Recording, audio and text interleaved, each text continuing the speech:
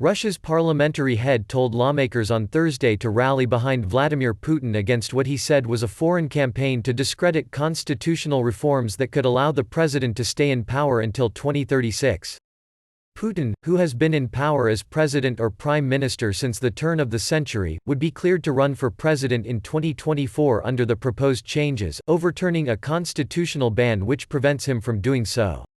The changes must still be reviewed by the Constitutional Court and put to a public vote before they become law.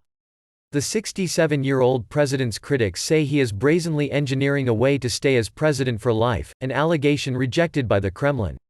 Some Russian opponents of the change have mocked Valentina Tereshkova, the lawmaker who proposed it, on social media.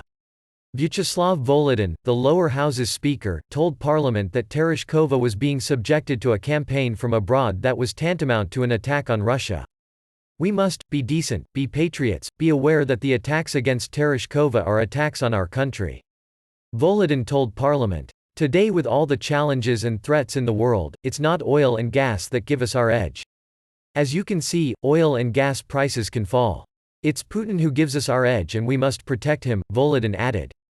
Tereshkova's amendment is now part of an array of constitutional reforms announced by Putin in January that were approved by the lower and upper houses of parliament and regional parliaments this week. Putin is required to vacate the Kremlin when his second sequential presidential term and fourth overall ends in 2024.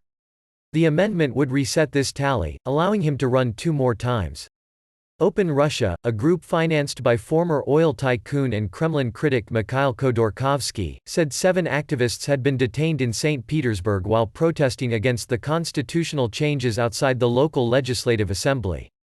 Andrei Pivovarov, an opposition activist, said that the state communications regulator, Roskomnadzor, had also blocked an opposition website campaigning against the constitutional amendments under the slogan "Niet." Kremlin spokesman Dmitry Peskov told reporters that Putin had not yet said whether he would run again in 2024 and would decide closer to the time.